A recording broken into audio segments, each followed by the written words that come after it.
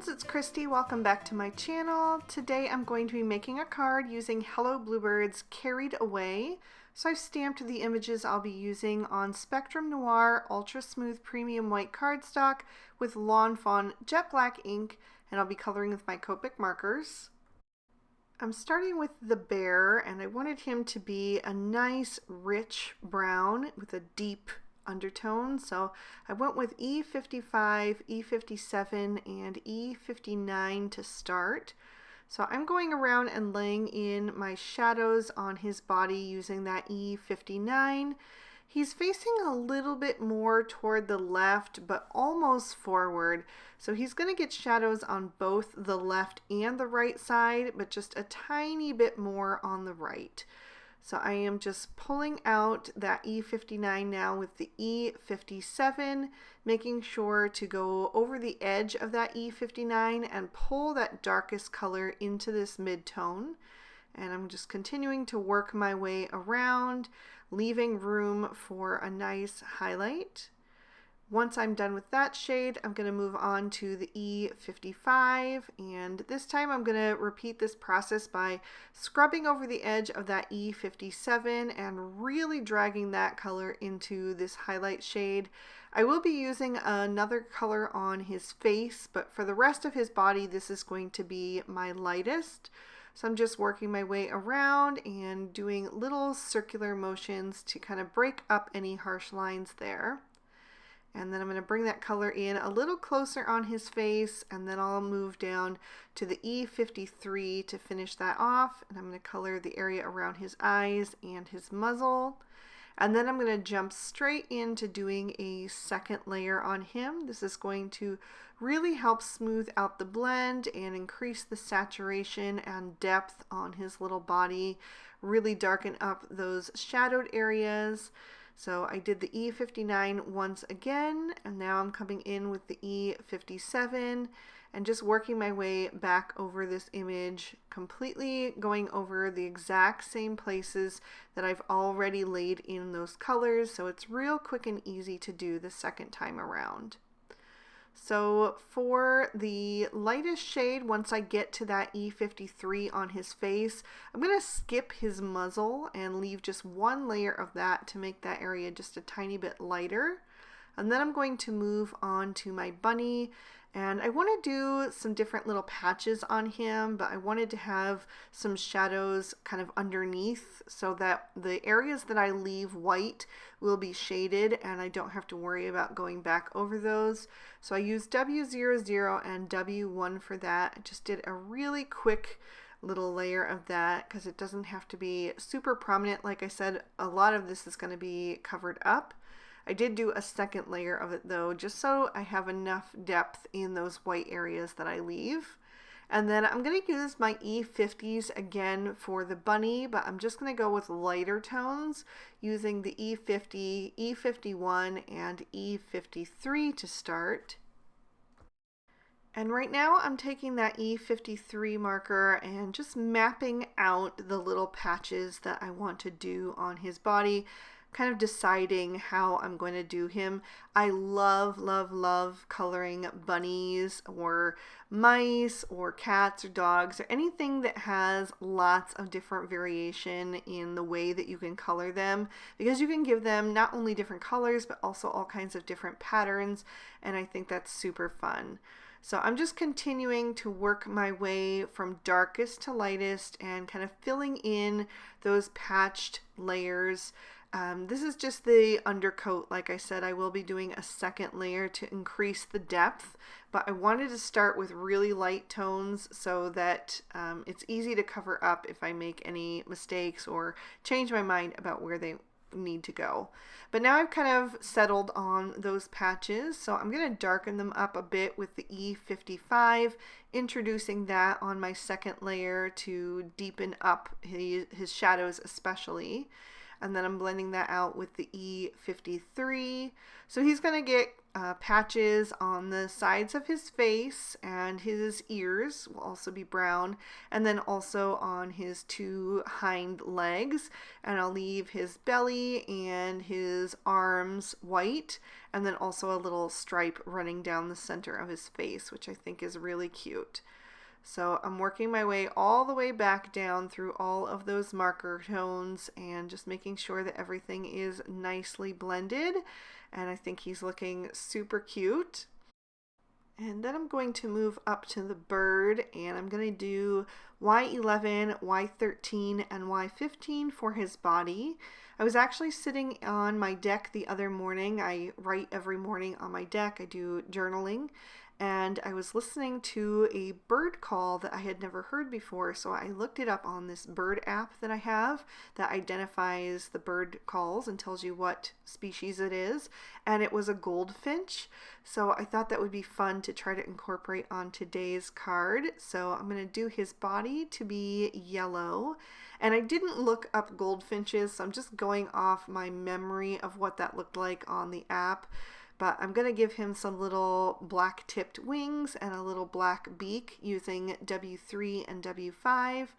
So I used the W5 to color in his beak completely, and then I added a bit of that to the very ends of his wings and the tip of his tail.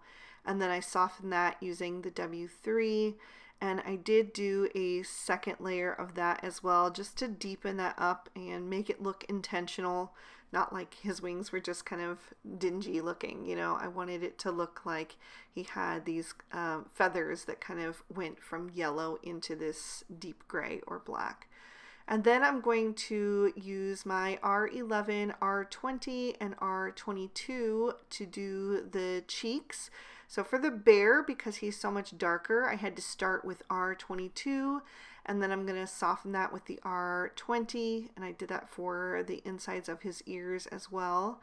And then for the bunny and the bird, I'm going to start with the R20 since they're lighter, and also throw a little R20 into the bunny's ears, and then I'm going to blend that out with the R11. And that was still not light enough to go all the way to the end of the bunny's ears, so I pulled in R000, and then I colored in his nose with R22 and R20. Then I'm going to move on to my balloons, and I wanted to do red balloons today. My oldest son loves the song 99 Luftballons by Nina, which is a German song. All of my kids were born in Germany. And the English version of that song is 99 Red Balloons. So I wanted to do red balloons today because I was thinking of him. He just returned from a vacation with his friend's family, and so we were missing him, and it just made me think of him. So I'm using R24, R29, and R39 for those. And I'm using that R39 to lay in a shadow. I didn't go right up to the edge of the balloon because I wanted to leave a rim light. So I kind of went just real close to the edge, but not quite there, and then blended out with the R29, and then filled in the highlight area with the R24. And I'm going to do a second layer on that as well, just so everything has the same level of depth and saturation in the coloring. And then the other balloon I'm going to color to be red as well. So I did go outside of the lines a tiny bit on the first balloon on the left side. You can see that. So you can use your colorless blender to knock that back, although red is a very hard color to push away and remove. So a lot of times I'll take the easy way out and just go over that with a white gel pen after I have die cut the image, which is what I did here. I forgot to show it in the video, but just go over that little bit of red that goes outside of the line with a white gel pen. Sometimes you have to do it twice if it's like a big blob, but it covers it up and you'll never even see it later on. So I'm moving on to my second layer of this balloon, and I decided to flip the shadows on them and do one on the left and one on the right just to keep it interesting. And then I'm going to move on to my clouds, and I decided to go a bit bold with my clouds today. This is based on the background coloring that I'll be doing with my Distress Oxide inks in a little bit, but I chose B000, B41, and B45. So I'm using the B45 for my darkest, and I'm being very sparing with that. I don't want to get too heavy-handed with that shade because it is quite dark, and if you add too much of it, it can make your clouds look like storm clouds.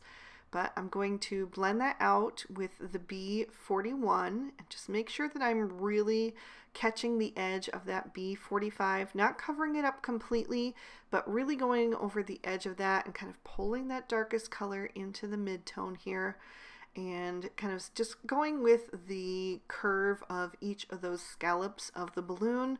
I'm mainly just doing the bottom ones with these darker shades, and a little bit up the sides of the clouds as well to make them look really nice and fluffy. And then I'm going to come in with that B000 and start to blend that up even further. And this time I will take it up a little bit into the top of the balloon and just highlight the little dips and creases of the little scallops there. And I'm going to do that with the last balloon as well, which, by the way, the top balloon and the bottom balloon are the exact same. I just flipped one upside down to make it look a little bit different because I wanted to have 3 balloons and I wanted them each to be unique. And then I'm going to take my colorless blender and just go over the edge of that B000 to help soften that into the white of the rest of the balloon.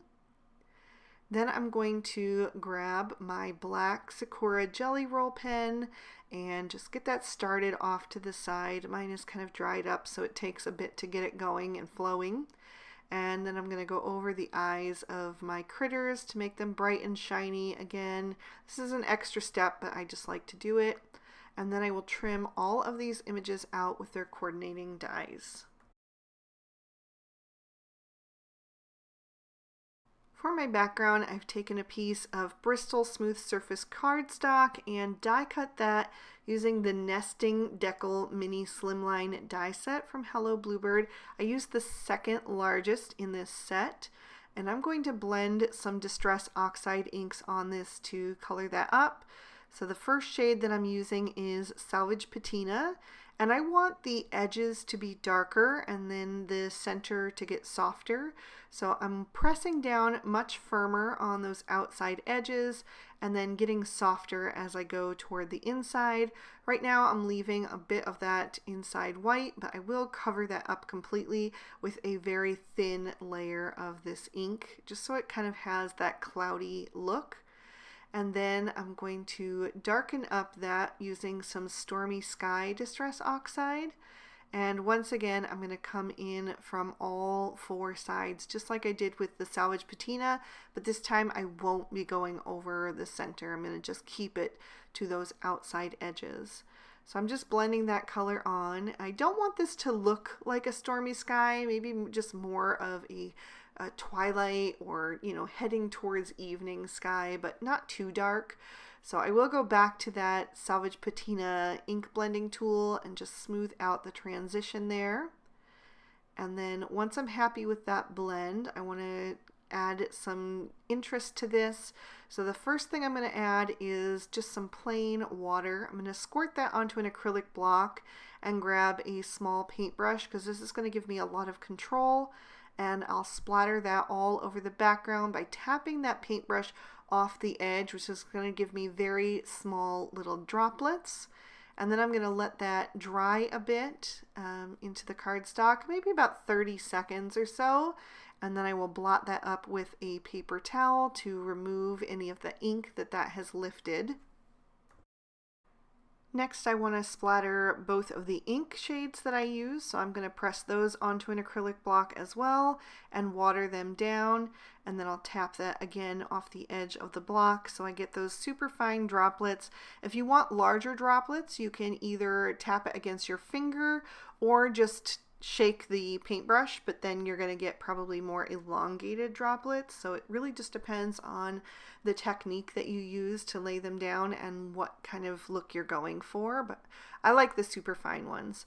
And then I'm also going to add some of this pearlized color in my Gansai Tambi Starry Colors. This one is going to be more subtle, but it really looks beautiful when you tip it into the light. So I'm going to add that, and then I'm going to set this panel aside to dry completely.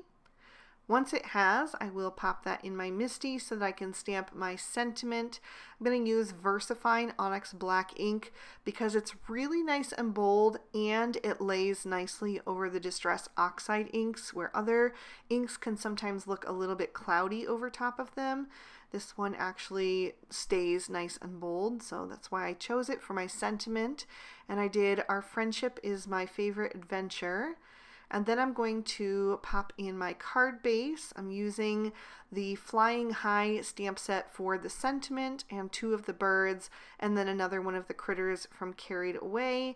And I'm stamping that in Lawn Fawn Forget Me Not ink on some Lawn Fawn speckled eggshell cardstock. And I scored that to be 6 inches by 7 inches, and then in half on the 3.5 inch mark. So the full size is 6 inches tall by 3.5 inches wide. Then I added some foam tape to the back of my focal panel so I can pop that up and give it a bit of dimension on the card to really help that deckled edge shine. Then I'll bring in my images and start to lay those out on the card. I want to kind of figure out my layout before I commit to it. The glue that I'm using, which I love, dries very quickly, so there's not a lot of room to change your mind. So I just want to make sure that I like where I have everything positioned before I commit to it fully. So I'm just rearranging those clouds and kind of figuring out where everything should go, and adding that little bird. And then I realized that I had quite a lot of empty space toward the bottom of this card. So I ended up coloring and die cutting the same 2 birds from Flying High that I had stamped on the inside of the card. I just colored them to match the original one, and I'm going to add those to kind of help fill in the bottom of the scene there.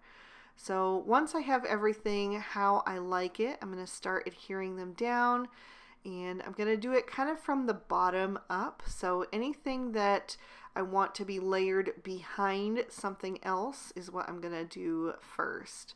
And then I can kind of bounce around from there. So I'm getting my clouds positioned. I went ahead and glued down that first bird because I knew that was where I wanted it to go. And then once I have the clouds, I'm going to start adhering my little bunny and bear. So I'm going to do the bunny first, and I'm going to add him over on the left hand side since he's facing toward the right. That just seemed to fit naturally there. And then I'll put the bunny on the right hand side since he's facing toward the left. So they're kind of interacting there. And then I'm going to add the other 2 birds. So the one that is down below the bear, I thought maybe he was kind of attracted to the little string there. It kind of looks like a worm, so maybe he's kind of trying to pluck at that and see what that's all about. And then the other bird I put on the cloud right above the sentiment so that we have some nice balance there. I also decided to add a bit of extra sparkle using some clear sequins. So I'm just picking those up with my Studio Katia embellishment wand and then adding a dab of glue behind each one and then setting them back down into place. And then I will let those dry for a few minutes, and then I want to add some Stardust Stickles to this card because I almost always have to have a bit of sparkle on a card, especially one that's as simple as this, just to kind of draw attention to the different elements. So I'm going to add my Stardust Stickles to the 2 balloons just to give them a little extra pizzazz. And then I will also fill in the centers of each of those sequins. For some reason, this bottle of Stardust Stickles keeps getting clogged, so I'm just using the pin from my Barely Art Precision Craft Glue to kind of get that flowing once again. And then I will lift that up to the camera so you can see all of that sparkle with the Gansai Tambi starry colors and the sequins. And there's another peek at the inside. I really hope you guys enjoyed this one and had fun spending time with me today. I really love how this one turned out, so I hope that you do too. If you did, please be sure to hit that like button and subscribe. Ring that notification bell so you never miss a video. I post new ones every Monday and Friday. All of the products I use will be listed and linked down below, and if you'd like to keep watching, here are 2 extra videos I thought you might also enjoy. Thank you so much again for watching. I hope you all have an absolutely amazing day. Bye-bye.